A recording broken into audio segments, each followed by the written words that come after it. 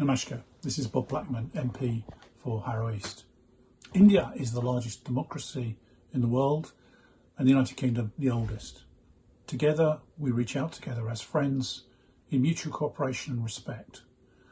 The farming laws being implemented in India are very much a matter for the Indian government and for the state governments to implement and determine.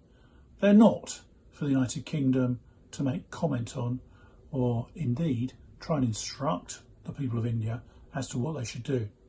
Despite this, we've had a debate this afternoon in Parliament where many MPs have spoken in complete ignorance of what actually is going on. The new farming laws have been the process of 20 years of negotiation covering many different Indian governments. It's quite clear that the new farming laws will benefit particularly small farmers and those on low incomes, with the aim of the Indian government to double the income of these small farmers over the next 3 years. Now, clearly there are concerns because the middlemen who seek to control the market don't want to see any change. They're the ones that clearly have something to lose by this and clearly will want to prevent progress on these farming laws. However, this is a matter, as I said, for India to resolve itself. And during the demonstrations that have taken place, predominantly from 3 states, there have been obviously considerable numbers of people involved. They have been stirred up, they have been encouraged to demonstrate and continue to demonstrate over last 100 days. Some of those protests, very sadly, have turned violent. We have to treat with caution videos that are shown and other aspects. The reality is that the police force in India operates in exactly the same way as police forces around the world, namely by consent. Because India is such a democracy, led by a secular constitution with the opportunity to elect both state and national governments, it is not some form of police or military state. And quite clearly, the police are aiming to ensure that demonstrations can take place in an orderly fashion, but when those demonstrations turn nasty and violent, clearly the police have to take action, as they do in any state around the world. Now, the Indian government have engaged in various different negotiations with the demonstrators to try and ensure that any concerns are resolved.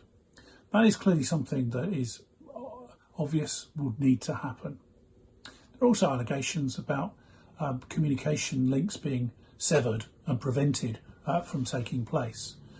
I think the scenes that we saw on Republic Day, where deliberately violent acts were constructed with attacks on the police and indeed other institutions, demonstrate that the protesters did not have necessarily the interests of the farmers at heart, but more to formulate dissension and violent protest. And that is clearly unacceptable in any democracy. The issue around communications being cut, clearly, as I understand it, many masts were demolished by protesters.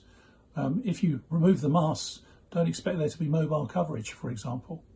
So the reality is that we should be very cautious before making such allegations and indeed making sure that they are properly investigated. But my final point is that the protests need to be considered in the light of the advantage that farmers will gain from these various different aspects of the new farming laws, that we need to ensure that we actually converse with one another. And it does seem to me there's a deliberate attempt to stir up hostility between the United Kingdom and India in a completely unnecessary fashion. India and the United Kingdom are moving together on cooperation with defence, with security, on trade and other aspects of our working relationship. That needs to be encouraged and not destroyed in the way that certain people seem to wish.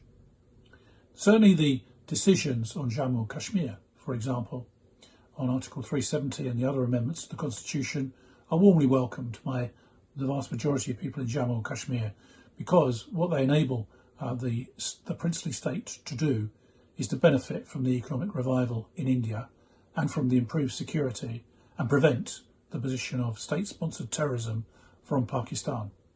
Clearly, we need to encourage and promote the secular constitution in Jammu and Kashmir that applies to the whole of India, and not have that as special circumstances that I'm afraid have discriminated against religious minorities.